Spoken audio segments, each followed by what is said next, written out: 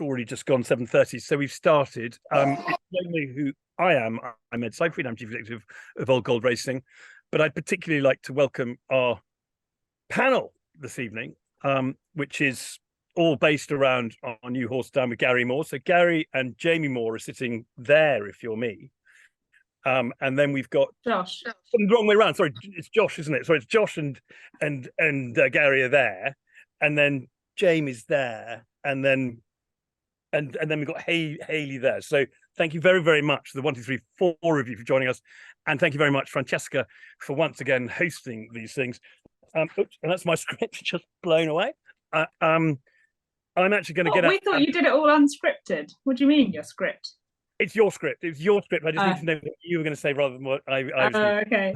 Okay. I actually don't have one, so do you want me to send it to you? No, you don't. No, I do have one. I just didn't print it off because we don't need one. No, you don't at all. Listen, so guys who are in the audience, in the chat thing, do feel free to ask any questions. Cheska's going to work her way through the Moore family with a whole bunch of interesting chat and conversations. I'm going to find out about running the game and what's going to happen there and how we bought him and so on and so forth. And at about 8:20, I'll reappear, and the best of your questions I will try and ask to the right people. So I will see you all in about 50 minutes. Have fun. Thanks, Ed. Thanks, Ed. And I hope the ducks are having a good dinner, and I hope you're getting your dinner on. And hopefully they're not for dinner. But thank you, like Ed said, to all the Moore family for joining in. Haley especially balancing the baby bedtime and Zoom calls. I know it's always a tricky time of day doing the 7:30. I think you're on mute, Haley. I don't know if that's intentional. Yeah, there we go. It was just in case she put her voice across. But yeah, you're juggling two and a. So I'm very envious of you. I don't know if you can hear the thundering around upstairs, but that's bedtime happening to some extent. I'm not really sure. But no, honestly, thank you to you all for joining and giving up your time. So who's where? Josh and Gary are you all in the same house, or you're all in different houses? Jamie looks like he's somewhere different. Yeah. Jamie's in his house. Yeah. In his house. But you all pretty much live really close to each other. Yeah. Yeah, we do. Yeah. Yeah, because Haley was saying, in terms of like childcare, it's great with grannies and aunts and everyone all in together. How many grandchildren are there? 9. 9? 9, yeah. Wow. Do you get involved, Gary? You're a good grandfather. No, not as much as I should do, but I do, yeah. As much as I can, if possible, but it's not easy. I can imagine. Can we see what you're drinking, please? Because I was quite impressed to see it nice. It was a very cold glass of Prosecco, that's all it was. Nothing impressive, It was just nice and cold. I just come out from the gym, and so I needed something quite right. Cold. Yeah. Quite right. That's impressive. And I feel like we could spend an hour talking to each of you separately on our Zoom call. So it's going to be difficult chatting to everyone all together because you've got so many interesting stories to tell. I feel like we should probably start by talking about running the game, because I know there's lots of people tuning in who want to find out about him. So I know you're all involved with the training side of things. So who should we ask first? Gary, should we go to the patriarch? Yeah, that's fine. He is a very nice horse. Obviously, he was bought in Arcana by Old Gold Racing. He's a nice horse. He's very scopy. Nice size, grey horse. He was run well on the flat. He hasn't been over raced on the flat, which is something I'm quite keen of for horses probably bought potentially to go jumping. We did give him a little break when we got him home, which I think has done him the world of good. He's now back in. He's due to start more serious work in the next week or so. We have schooled him. He does jump, so I hope he is going to go jumping, because I thought that's what he was bought for. But I do think if we're going to carry on with the warm weather, that as long as it doesn't get too firm, that he probably could have a run on the flat before we go jumping with him. I spoke to the previous trainer who did think he was probably capable of winning a flat race before going jumping, you know. So whether that's all in order with the people of All Gold Racing, you know, whether if they're happy with that, then it's something we can do, you know. But otherwise, that he can go jumping. But at the moment, you wouldn't jump anything on this ground because it's far too firm, you know. But he does jump really well, and he has got a bit of a rounded action, which does say he probably would be more at home with a bit of dig in the ground, you know. And I think everyone would be thrilled to see him in action on the flat and then over hurdles as well. Is it always a bit of a punt when you buy a horse off the flat with the intention to go jumping, that when the first time you put them over a fence, you're kind of going, let's hope it can jump? Absolutely, yeah. Which fortunately he does do. He buys a stallion called El Mansour, who's very, very popular, but I don't know what he's doing. I had one horse by him who did run quite well over hurdles, but he hasn't had many horses go jumping. So, but this horse has taken to it pretty good.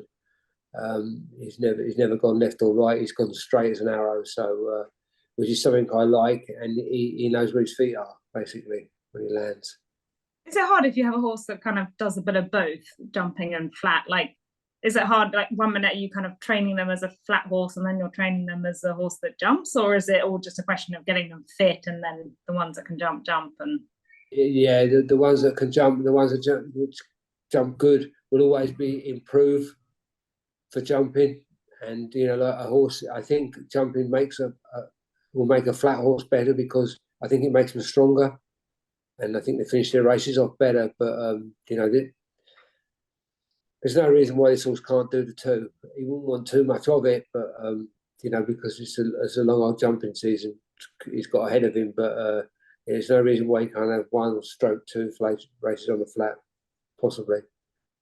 And down the road, do you see him predominantly as a hurdler, or could he go over bigger fences as well? I mean, it's a long way away, but he probably has got the size and the scope to jump fences. You know, he's not a pony or anything like that. You know, he's a good 16-1. He's a good size for a 3-year-old. You know, so you know, there's always that angle to go down if you need to. But I think we'll take one step at a time. Good. Josh, I know you retired from the saddle as a professional jockey. Are you able to ride in the mornings, or what? How's the involvement at home? Yes, I still ride out in the mornings. They wouldn't relicense me again, probably for the best. So you would have if you could have, but they wouldn't relicense you. Probably wouldn't have. I wouldn't have come back anyway, but they made sure I couldn't. So they made my mind up for me. I don't think any member of my family would have been happy if I had appeared on a racecourse again either. So yeah, it was funny. I was doing a quick kind of Google to try and work out who's older than who and how it all works with a family. I think you're all quite close in age, all the siblings. But when you put your name in or Jamie's name, the first thing that comes up, the suggested things, it's like, what happened to Jamie Moore or Josh Moore? Because I think the curiosity about accidents and incidents is quite high, because they've been fairly prevalent in both of your careers. And Jamie, you had a nasty accident in February as well, did you? Yeah, I got knocked out a couple of times, but don't believe everything on Google. I've been told. No, so. It was just a suggested question that made me laugh, because it was like, what happened to so and so, thinking that something bad's happened. But how do you manage? How do you cope with the falls and the accidents and the injuries? Experience. Yeah. You do get used to falls and that, and just try not to make a mistake again. Mm. And Josh, from the perspective of riding out at home and stuff, is it just that much safer that it's okay? I mean, probably riding at any moment isn't safe at all, really. But it's one of them. At home, at least you kind of on the horse. You only got you and yourself to worry about. In a race, you've got 18 other idiots around you. So, and 18 other sometimes sometimes not 22 sets of hoofs, as well as to just to make sure you're falling off properly. So it's a lot less like, it's a far less likely injury rate than it would be in a race anyway. But, yeah. Hayley, do you still ride? Yeah, so I'm the lucky one that actually gets to ride out, running the game out in the mornings. He's a really, really lovely horse to ride. So when I was riding out before, I always ride sort of most things. Then obviously I wanted to carry on riding out when I was pregnant. So I got to be put on lots of nice horses in the yard that looked after me. You try and eliminate as much danger as possible riding the safe ones. But I like the fact that it's carried on now that I'm not pregnant. I still get to ride lots of nice horses out, thanks to Josh, who does the board in the mornings. I quite like riding him out in the mornings. Oh, that's good. Looking after the sister, quite right. I'm so impressed. How do you find the time to ride out and do everything else? How many lots do you do? It's quite difficult. I try and do as many as possible now. So I think for fitness, it's one of the most enjoyable things that you can do. And obviously this time of year, we're a lot busier. We've got over 100 horses in. So there's loads of mixtures of flat, jump. So that's quite nice as well, getting on flat horses, riding out the jumpers. So this time of year, it's as many lots as I want. Obviously summer we scale down a bit with the jumpers on their holidays, but I try and do one or two most mornings, just get up and get up to the yard, because I mean at this time of year it's no better way to start the day. Obviously it's lovely weather, bright, it's easy, but yeah, come the winter it's definitely a bit more of a job to get out of bed. As everyone knows, I'm not the best then. So a bit of a but it's so good once you've done it though, isn't it? You're like, I've been up, I've got out, I've done some exercise, I've had some fresh air, and now I can get on with the rest of my day. And so is he a great ride? He is, yeah, he's a really lovely ride. It's quite unusual to have a French horse coming over that's going to go jumping that's actually nice and laid back. Quite often they come over and you've got some really typical keen ones that are quite, obviously they're used to training on the flat, most stables in France, and you do find that they can be quite keen to, like Dad says, it can take them a bit of time just to adapt and settle into the new routine of going up hills, and then just becoming such a big change in their regime. So but he's already quite switched off and relaxed, and I was a little bit jealous that I think Tom Cannon was schooling him the other morning. I watched the videos and he looked really good, so might have to steal him now that Tom's got him off the ground. So might get him over a fence next time if I'm feeling brave. Oh wow, that's very impressive.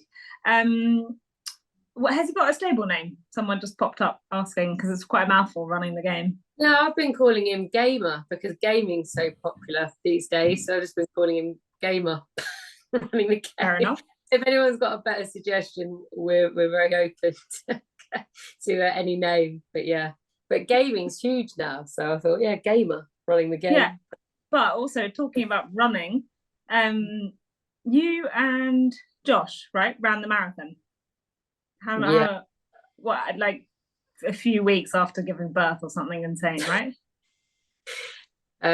About 4 months, yeah. So it was God. Pretty stupid. But if you'd have asked me a year ago, back in April 2022, yeah, in 23 you'll line up alongside Josh and to do London together, I'd have given anything to be in that position, because obviously he'd had the fall in April last year. So I thought, no, just get on and do it, because you'd have done anything this time last year. So I was terrified. I didn't really train for it, which is quite wasteful, because the London Marathon's an incredible event and I do really appreciate being a part of it on a couple of occasions. But yeah, I still got round. Took me about 90 minutes longer than I had done previously, but Josh flew round 2 hours quicker than me, so that was no way. Yeah. I was going to say, who was it a bigger challenge for? You obviously having given birth, or Josh with the recovery from the injuries? But I guess maybe Josh had a bit more time for training. I think Hayley had the harder harder task on the hands than myself. But Well, either way, amazing achievement from both of you. Jamie, you didn't fancy joining in? No, I'm not good enough. No. Jamie Oh. would probably be much faster than both of us. So. I'll do it on one day, but it falls at the wrong time to really properly train for it. And usually when you'll be get another fall, and then that'll set you back a couple of weeks. And yeah, well, one day hopefully I can do one. Wow, amazing. I couldn't even consider running 10 kilometers down the road and back. So what was the dynamic like when you were growing up? Because wait, Ryan's the oldest, and then Jamie, and then Hayley, and then Josh. But you're all within what, how many years of each other? 8 years. 8 years. Oh, okay, so a bit more of a spread than I thought.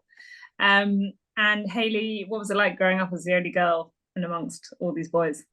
Yeah, I was. My mum always says it was much easier bringing up the 3 boys put together than me. So I don't know what she means by that.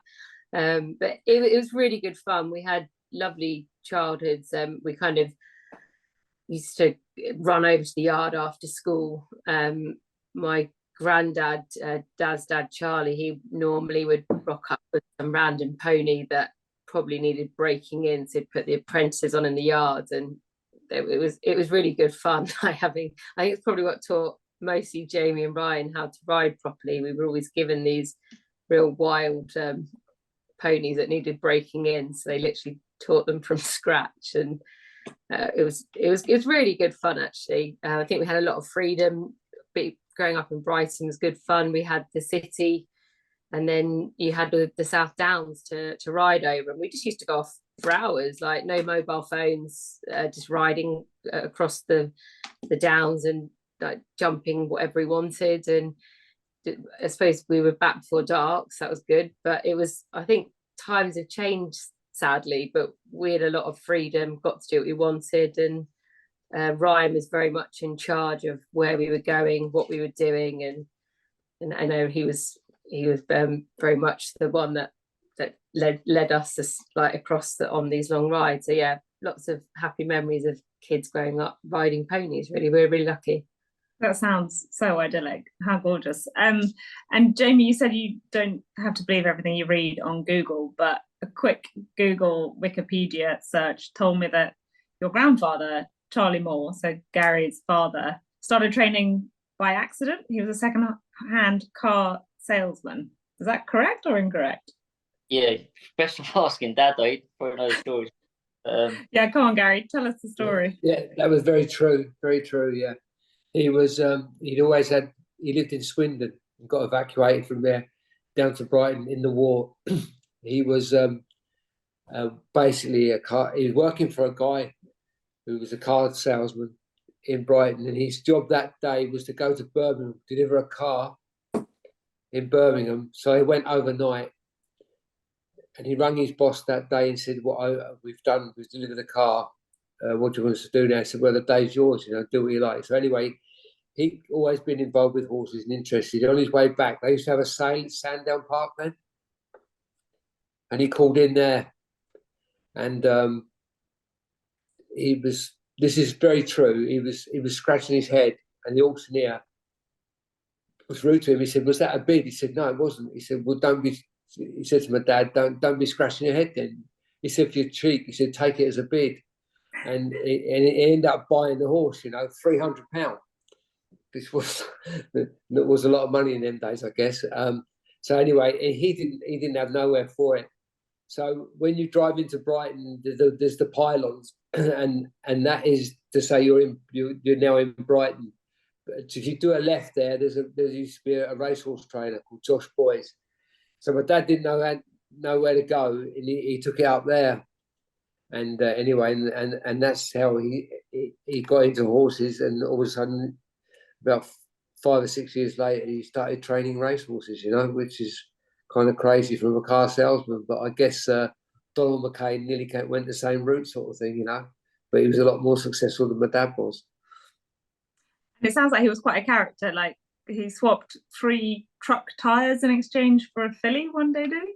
Yeah, he did. He did. Yeah, but them things used to go on in them days, didn't they? You know, like there was another. The man who bought the swapped 3 lorry tires for a horse. He also had another horse of him because he was banned from. He changed the name of a horse in a point to point. So he got struck off for it. So my dad had the 2 horses that he trained. He told my dad never run a horse right-handed. Anyway, but he ran it at Fontwell, which is a figure of 8. And but when he went around the right-hand bend, it went straight on.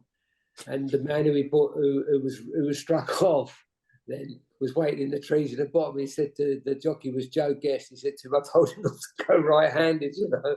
And it's just he was in the trees waiting to see him, you know. It's a true story, but it's a crazy story, you know. I bet there are lots of those. Yeah, there was back in the day. Yeah. So when you were growing up, what was the setup? Yeah, so he trained at Brighton, like kind of bang opposite the racecourse there at the mile start. My dad trained there, and he kind of he was only supposed to have had 5 stables there. And well, now I still have the lease on the place, but I don't have nothing to do with it. But now I think there's 75 stables there. I don't think he got planning permission for one of them. And like you couldn't train there no more because you couldn't take owners there. I mean, the lad who's got it now, who runs it now, he's done a marvelous job. He's done very well there. But back in there, I mean, I remember taking owners down there, and we didn't have lights when he first started there. You know, no electricity in the place, sort of thing. And I remember Charles Sizer, who's a very posh man. He came down there, he wanted my father to train some horses for him. And he came down there, and there was no electricity. And he turned up, and he couldn't see anything, you know, because there was just no lights in them days. Everything was done by Tilly lamps, you know. So I'm not sure the lights working in Jamie's house is looking rather. We've probably got a power daylight, cut. natural daylight only. we do like have power cuts up here. Do you? Oh, there we go. There we go. That's a very cool chair. Is it like a racing gaming chair by looks of it? Manager's chair. Manager's chair. Arsenal. Okay. Big football. Are you all big football people? I know nothing about football, so go gently. Do you all support the same team? Arsenal. Yeah. Arsenal and Brighton. So. Yeah. Okay. So and was it always going to be your career trajectory, Gary, that you were going to go into horses and riding and training? I wasn't a bit interested in riding horses up to the age of 12. All I wanted to do was play football. But my father decided I wasn't good enough to play football, but I was good enough to ride out. I couldn't play football for my school in the rain, but I was good enough to ride out in the rain, you know. So he kind of stopped me doing that. So I got kicked out of the school team because I didn't turn up for a game when it was raining, you know. And then it was he had bad health, my father. So I left school at 14, and I had permission to not to go into assembly till 9:30. I didn't have to start school till 9:30, so I could ride out 2 lots before I went to school, you know. And then you left school and started working in the family business. Yeah, that's right. He had his second heart attack when I was 14. My dad, you know, and so you know, I was kind of working full time from then onwards, you know. And and then you took from that's a young age. And then what age did you take over the training? I never took over from my father, you know. Oh, okay. Yeah, I packed up riding when I was 35, and moved to Epsom and trained there as a public trainer, but basically a salaried trainer for a guy called Ken Hickson. And I was there for 4 years, which was very good for me. But then his money got mixed up with his business money, so I had to move out of there after 4 years and go back home, which Dad was very kind. and helped me out for a few years. And I think I trained. Then Dad died, and then I carried on training in Brighton for 10 years until we moved up here. Okay. And then everything's just got bigger and better ever since. Would you have more horses now than ever? Yeah, probably would have. You couldn't train in Brighton anymore. It's a great place to train, but it's not really a place for race horses. They got. I put in a gallop, a great gallop there over a mile, which I paid a lot of money for, and that's all overgrown now. But this place is so much nicer. If you went to gallop in the morning, and you wouldn't have someone going to get chased by a dog or get run over by someone on a motorbike or something like that. And when Pride was on, well, there's lots of funny things going on there because and they used to park at the bottom of the gallop there. So it was the best thing I ever did was move up here. Okay. And it sounds like your dad was relatively tough on you growing up. How was your approach with your kids when they were little? I hope I wasn't as tough as what he was on me. He was firm but fair. But he taught me discipline, sort of thing. He was. And my mother, she worked so hard as well. She was unbelievable. So I'm very proud of both of them. And with you three, Josh, Jamie, and Hayley, was there ever a question that you'd do something other than horses? Let's start with the oldest. Me. I loved horses. I wanted to be a jockey from a very young age. So it's all I ever wanted to do. So, but no, Dad definitely wasn't hard on us like Granddad was on him. But we've all been taught the right way, I think. So. Yeah. Hayley, did you ever consider going professional, or was it only ever going to be amateur race riding for you? No. What's your ride? What? Yeah, that's why. He said, did you watch her ride? Yes, I used to ride Francesca. She thought I was really good, didn't you, Francesca? Yeah, I did. Really good. No, I think probably I'm a little bit younger than you, but not by much. But when we were growing up, I always felt like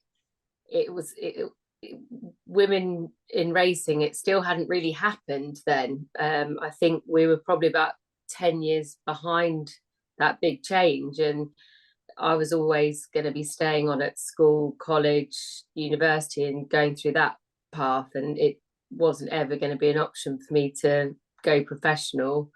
I suppose I wouldn't have been light enough to ride on the flat, and it was a tough task for women to be cutting their teeth in the jumping world. So but do you think if you were born 10, 15 years later, it would be a different question?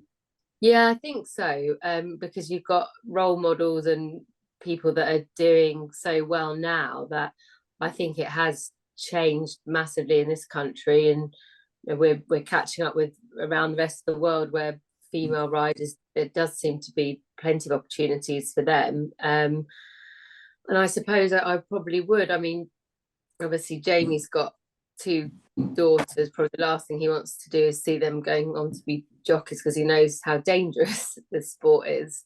But you wouldn't sit and think twice about them doing it if they rode well enough and they were small enough and they fit the mold to do it, because we've got women out there flying the flag very well. So I do think times have changed. But I always wanted to go down the media route. When I was like 14, I remember going to do some work experience and went to the old racing channel back up in Corsham Street, and which then became CIS and At the Races. And I went up there, I wanted to work behind the scenes and do producing, like work on the production side of things.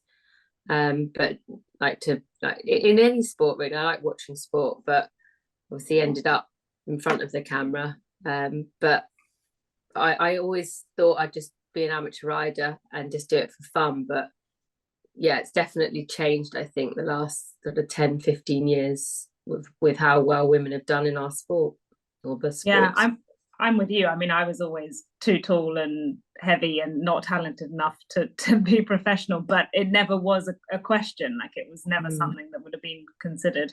Even on the training side, it was always like, oh yeah, your brother might train one day, but you can maybe hope to marry a trainer, and that's about the extent of it.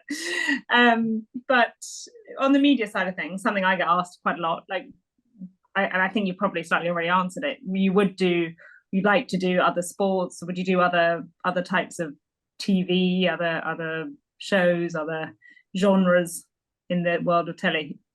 Yeah, I would. I loved watching the World Championships, the athletics. I've always loved athletics. I've always enjoyed watching the marathons over the years as well, and I quite like watching the cycling. So I do have a general interest in other sports. I wouldn't follow the football like the boys do. I wouldn't have the football knowledge there at all. But I was completely glued to watching Burley. Obviously, that it's a shame that that's not really shown like it used to be on the show jumping, or Hicks in BBC Sport covering it. So I think that's a great loss. But yeah, I didn't miss a minute of Burley. I love watching the eventing. So yeah, I do like other sports as well, and I wouldn't mind going and doing other things at all. But I suppose horse racing one that I know well. So yeah, I've enjoyed it the last few years anyway. It's been good fun. And Josh, probably for all of you, were you all encouraged to finish school, do GCSEs, do A levels, and then concentrate on the riding, or was it not so pushed on you? Yeah, I was very much encouraged to make sure I'd done my A levels by mainly Ryan and my mum, because I all of a sudden became more interested in the race riding when I saw how well Jamie and Ryan were both doing at the game. So I thought, this would be good to do this, and I blame them for taking up professionally. But Ryan was strongly encouraging me to make sure I'd done my A levels. But at the time, I didn't think it was worth me doing it, because I didn't think I'd put in the effort to get the grades that were required, really. So I did pass all my GCSEs A to C, I think, but I didn't think I was putting the effort in with the schoolwork that I should have been. So I left school at 16 to be a jockey. Yeah, fair enough. I imagine that having those two older siblings as role models would be very tempting to try and follow in their footsteps. And what do you guys do? Like, I know you all live quite close together. What does the Moore family do for fun in downtime? I played tennis yesterday. I'm aching, so I haven't done it in a while. My forearms, wrists, everything hurting. Anything else? Are there a lot? All the conversations around the breakfast table, dinner table. Is it all horses, or what else? Or is there a lot of? Me and Jamie are doing a rowing race tomorrow. On like static rowing, or on the Thames at Windsor. Really? Yeah. That's what you do for fun. I think it's for racing welfare. I think it's for. So we're on a team of jockeys or ex-jockeys, and jockeys and ex-jockeys. There's a whole load of teams doing it. That'd be good. It could be good, yeah. Big competitive, I'm sure. Yeah. And what's the ribbing like around the house? You know, if someone's had, you know, something happen in a ride, or Hayley's made a blooper on TV. Not that ever happens, but is it pretty merciless? No, everyone's all right. Yeah. I suppose the most disappointing is when now the football season's back up and running, how the Arsenal get on and how they perform. I think that's normally something Dad's moaning about. If they've been beaten or they've won, I think that affects his mood. So it's definitely very football related. But I suppose I'm off the hook from race riding. I used to avoid Dad if I was riding for him. It was very hard to ride for, very difficult. So I don't miss that side of it. I think that's why Ryan's as good as what he is, because he had dad getting him going when he was very young, obviously, and he's very harsh on his jockeys. So I think that's why he's produced a lot of very good apprentices over the years and champion jockeys. So I think that it's good grounding anyway. Yeah. And did you get to see a lot of each other, the four of you siblings? I suppose Ryan being in Newmarket makes it a little bit harder, but on race courses, socially, do you catch up plenty? Yeah, Mum's looking for everyone, isn't she? Yeah. She should be the one that we need on this call to kind of to work out, to find out what it's like being the kind of the backbone of the family, keeping everyone together and looking after everyone. Is that her role? Yeah, she's a saint. She's an absolute saint. You know, like she's amazing to keep everything. Then she's had a very sad day today, so that's why she's not here. You know, otherwise she would have been. Yeah. Oh, I'm sorry to hear that. Yeah. And keeping all the grandchildren in tow as well. Yeah, she does a great job. That, I mean, Hayley's baby, not quite sure who her mother is yet. You know, to be honest with you. I'm not surprised you've got her riding 3 lots before she goes to work. At least she'll be well. She's just not. That's because she's not very maternal. You know, she prefers to do that than to feed her baby. You know. No, that's so unfair. I've seen her at the races, and she can't wait to get back to her baby. Yeah, yeah. Misses her. Yeah, right. Yeah. So how many jockeys are there going to be in the next generation amongst the 9 grandchildren? I don't know. I don't know. I know Toby is obviously the oldest and the one who had the first, would be the first one capable of doing it. He's very, very capable rider. He's just gone back from a week down here, and he was doing things that he'd be impressed for a 15-year-old kid to do. If he could go, he'd be good enough to ride in a year's time, definitely, you know. But I don't think he will be, because he's pretty keen on travelling and also getting his A levels and that first, you know. But I know Jamie's little boy, Kenny, he's mad keen, but he is only 7. So yeah, a lot can change in time, can't it? So, but he's mad keen to do it. He keeps asking me to jump out the stalls on horses, you know. No way. Age 7? He does. Yeah, age 7, yeah. He's mad keen. But he's also quite a good little footballer as well. So, but I think his riding is probably better than his football. Yeah, because Ryan was very. This one on the meantime, I can't get to ride a horse ever.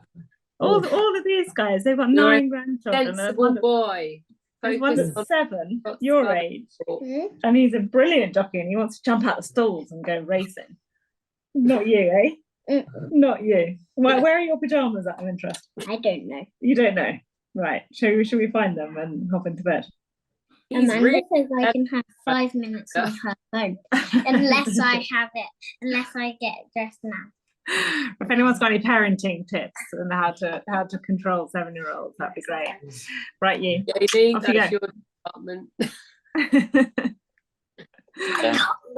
Go on. He's really clever not to be into horses anyway. Well, He's a really? Man. I think he just does it to annoy Granny. Go on. Go on. Off you go. Sorry about that. Yeah, no interest. Absolutely no interest in horses. Genuinely, tries his hardest to be as disinterested as possible, just to annoy us all, I think, especially Granny. Right. So I'm distracted. Okay, 8:15. I think Ed might come in a minute with a bunch of questions.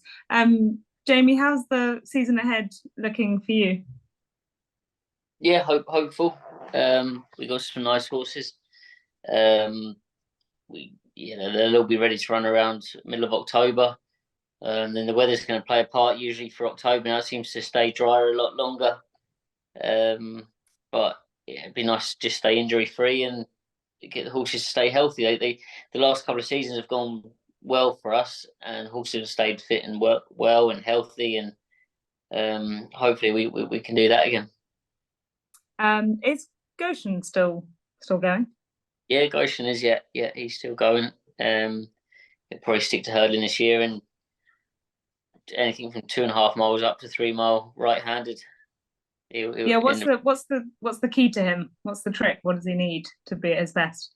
Anything from, like I say, 2.5 to 3 mile right-handed, soft ground ideally, but it's very hard to get all three of them factors in, especially when he's rated as high as what he is. So maybe we might try him in the handicaps this season, but yeah, it's not easy trying to find him races. It's really not easy because he needs certain things to go right, and when everything's in his favour, he always runs a good race. It's when he goes left-handed or fences, that's when things start going wrong or the ground goes good to firm.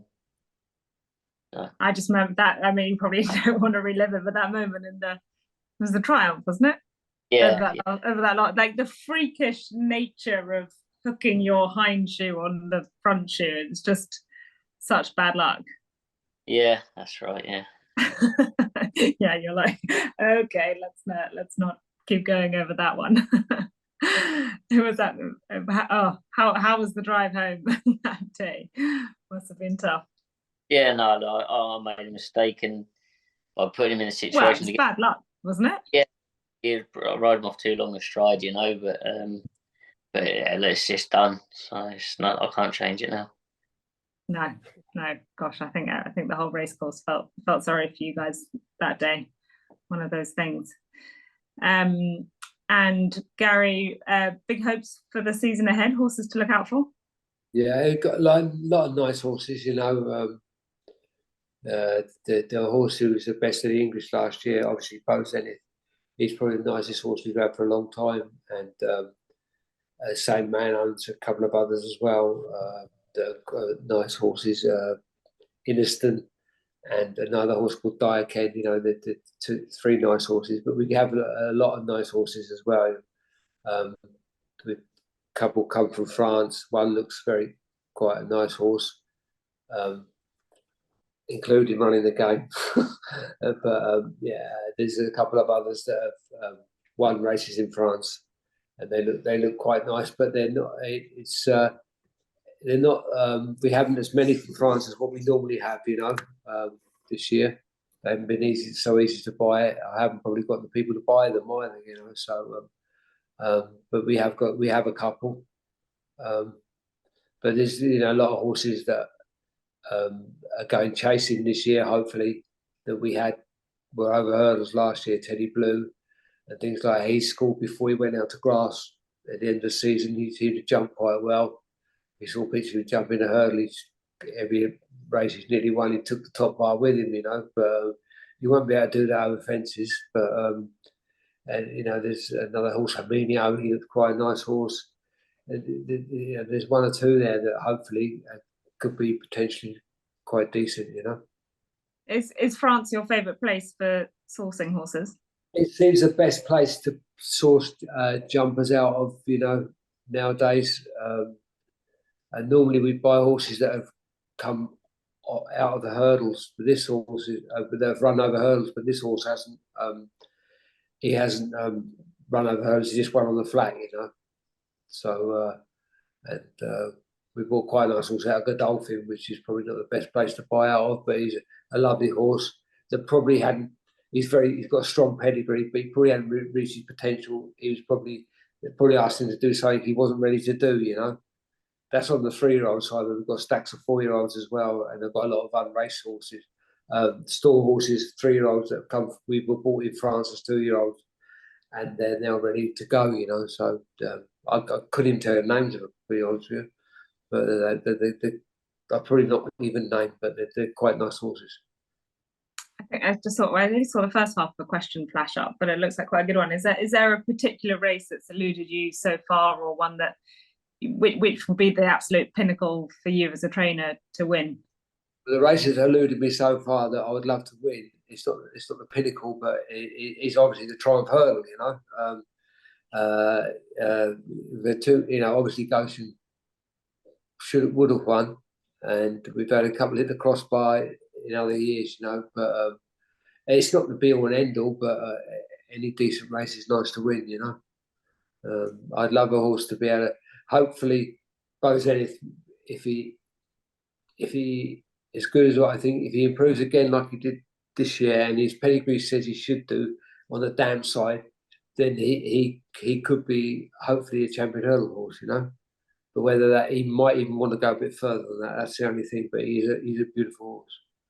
And is Cheltenham the be all and end all? Is probably a question for all of you. Like, I feel like so much of the jump season is geared towards Cheltenham and around Cheltenham at the expense of quite a lot of the rest of the season. Do you think that's a good thing or a bad thing? I don't agree with you. I don't personally. I think a lot of races are wasted waiting for Cheltenham, and then you go to Cheltenham and get beat, you know. So I would rather go and win races on the way and not worry too much about Cheltenham, unless the only thing is owners are mad about winning at Cheltenham, you know. But I think you can win some nice prizes on the way and not worrying about Cheltenham. But that's up to them.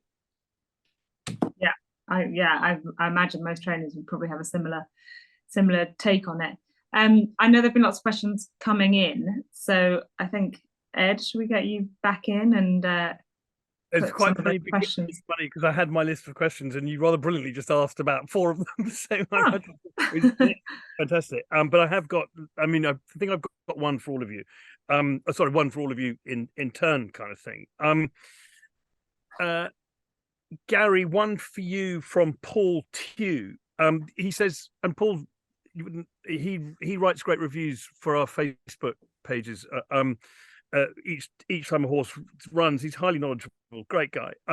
He says, given where your yard is and where you're located, have you ever considered running more horses over in France where the prize money is better? Does that appear on your radar? It definitely does. It's something I've got to do more of, you know. It's quite right, you know, like we're well situated to get to France, and like the prize money is different class, and I think the standard of racing is probably it's tough, but most of the good horses have been sold to England. I always think so. It should be as tough as what it looks, you know. So if you've got the right horse to go there, it's not easy there. Don't think it is, but it's definitely a thing that I've got to look more into. But there's a hell of a lot of paperwork now than what there was before, so it's not quite as simple as what it used to be. That's interesting. And would you send running the game over to? Is there, you know, I mean, I know this might be Fantasyland, but is there a scenario where we could all be, you know, pitching a lift across on a ferry? You'd have to see. You'd have to see how. We don't really know enough about him to warrant going out there at the moment, but hopefully, how he progresses, it could be a strong possibility. I'm keen for some escargot, as long as the horse isn't escargot. Yeah, sure. Nice stuff, yeah. Jamie, one for you from Marcus Bale. How would you as a jockey be able to tell the difference, or what actually defines a perfectly good horse to a really great chaser?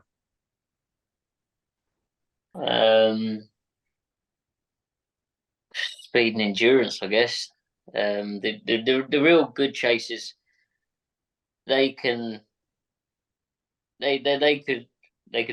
do things that other horses couldn't do. Your moderate ones, they could take off a length down and end up a length upsides, you know, and stuff. And the top class races, you're going flat out. I mean, in most races you go flat out, but you're going a strong gallop, and yeah, they just have that turn of gear, and I don't know. It's hard to say, but can you tell when you sit on it? Is it more when you sit on the horse, or is it? Or can you know? Tell. You can tell if a horse is better than another horse usually. Yeah. But you'd have to gallop them over a longer distance. A lot of training nowadays is done over 5 furlongs, and you think you got an idea, but you haven't really. And to properly tell, you need to gallop them over 2 miles and gallop them. You know, you need to have a good lead horse and work it out that way. Interesting. It's probably interesting. So question each, they're both separate, one for Hayley, but firstly, Josh, and they're sort of family oriented. Josh, you're assistant trainer. Is it easy being assistant trainer to a father?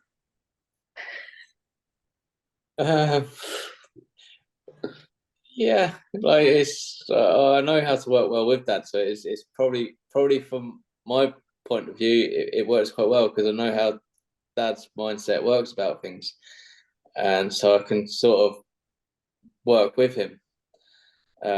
It's actually quite easy. Excellent. And Hayley, it's a sort of similar question, but presumably when you're working and when you're interviewing, is it any different interviewing a family member as to someone else? So, you know, when you interview Gary after a stonking win or something's gone wrong, is that any more difficult or easy? You know, or is, you know, how does that kind of work? How does that affect you? I find it a bit more difficult, really, I suppose, because you just know the horses that bit more. You sort of have a bit more of an idea. So it's actually better, I think, when you know less when you're interviewing people. But they're already professional. And I suppose I'm sometimes a little bit harsh. I should probably be a bit more polite out when Jamie's just like lifted one home at like Fontwell. I remember one day thinking, God, he was brilliant there, and you kind of hold back a little bit, and then I'm on course, but then like whoever's in the studio, I know like Alex Hammond will pick up and she'll be like, Jamie was brilliant there. So you kind of think, oh, it's probably a bit, I thought he was brilliant, but I held back a little bit. So I suppose you can be a bit more reserved because it's your family, and I suppose you don't want to be seen as being biased. So I think it makes things a bit more tricky. But when I interview Dad or Josh and Jamie, they're all really professional. They know what they're doing, so it's always quite easy to interview them. It's just convincing Ryan to speak to you. I don't get I was about to say, what about Ryan? Yeah. You said Dad, Josh or Jamie. What about Ryan? Yeah, he's good. It's normally one question and you get one answer, and he'll say what he wants to say. You don't do a follow-up. That's our protocol. So I love that even with you, he's the same as with anyone. Yeah, I don't get any special treatment, so at least you can say he's fair. But he's always been really shy. Even growing up, he was always really quiet. He's always been one of them people that's like very bright at school, very intelligent, very good at sport, would captain his football team, but yet he'd go about it in a quiet manner. He's just never been chatty, so you can't even say he's changed. He's just, even when he was getting man of the match and, you know, being the sports captain of athletics, football, Jamie will probably remember better than me, but he'd never say much then, would he, Jamie? He's just always quite shy and reserved. So. Yeah, Jessica, that sort of segues neatly into, presumably you've interviewed both Luca and Matty at different times for different stations and stuff. Is that a different experience to interviewing Gary or anyone? Yeah, rather quite easy, just chatty and easy, and it's mostly in Australia where it's a slightly different, like it's a bit more conversational and a bit more laid back, I suppose. And in England, I think I only really interviewed my dad once. I think we won the Park Hill at Doncaster, probably in his last year of training.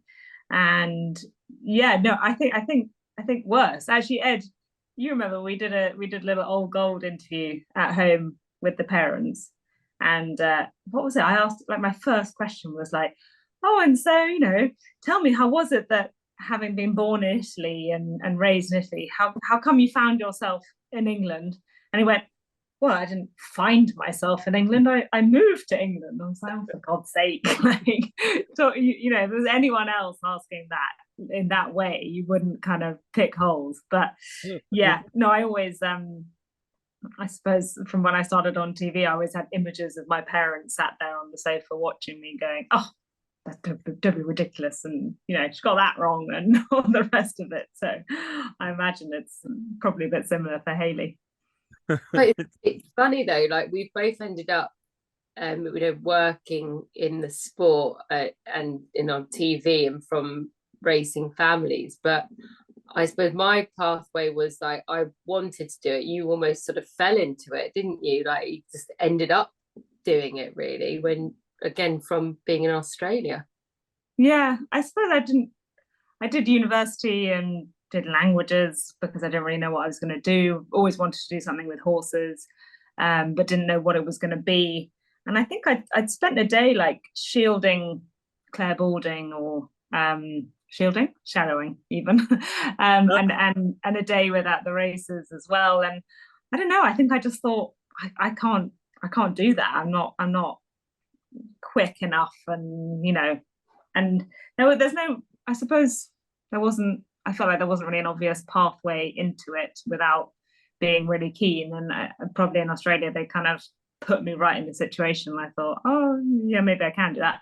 Very badly to begin with, but hopefully improved a little bit since. It's like a sink or swim, and you swam, that was it, never looked back. Still paddling furiously. Listen, I can't thank you all enough. I'm enjoying the camera work actually with Josh and I know. Gary sort of zooms in on. I think it's probably when Gary's having a surreptitious sip of his prosecco. Yeah. It's not. It's just I need to look at the settings on it. Yeah, it's always annoying, isn't it? It's one of those modern iPads that I've set them up on. So. Yeah, very good. We've got to go. See how dark it is here. I can't even read what I'm saying anyway because I haven't moved from the garden yet. Gary, one last question before I say thank you and goodbye to everyone. How far away are we from a run with our lad? With I would say we're looking at about 3 to 4 weeks. Oh, crikey! How properly exciting! Yeah, he's stepping him up. Like he's taking it all as well. He's never left any food. I haven't seriously galloped him yet. He's just doing conditioning work, and he's schooling, and he takes it all on the chin. He never worries about it. He's a very, very nice person. Good-looking horse, nice person, really, very easy to train. I'm really thrilled. And he's got a good work jockey as well. He's keeping him nice and quiet and on the right track. Carrying plenty of weight. Yeah. Kate Carey has just asked when it's for sale. You can get, if you go to the website now and follow your nose, you can reserve a share and you'll be able to buy that share on Monday the 11th of September, and to be guaranteed of one. And of course he's pretty well reserved actually, so if you haven't reserved your share, well, this is my real sales pitch, isn't it? It's bad. If you haven't reserved your share, I would strongly recommend that you do, and then he'll go on sale to the general public later that week, but if you missed the boat by then, blame it on yourself. Going round the screen, Gary and Josh, thank you so much for joining us. Thank you so much for your time. Really looking forward to seeing you all on the race course. Hayley, thank you so much for your time too. It was absolutely fascinating what all you guys have done. Jamie, thank you very much. Thank you very much, Cheska, as ever, for doing these things fantastically. Holly's in the back office pulling all the levers and pedaling it round so that there's enough electricity in this thing so that a few hundred people can watch this. So thank you very much, Holly, and thank you very much for the Old Gold Racing team for doing this. And good night, everybody. Good night. Thanks, Ed. Thanks, everyone.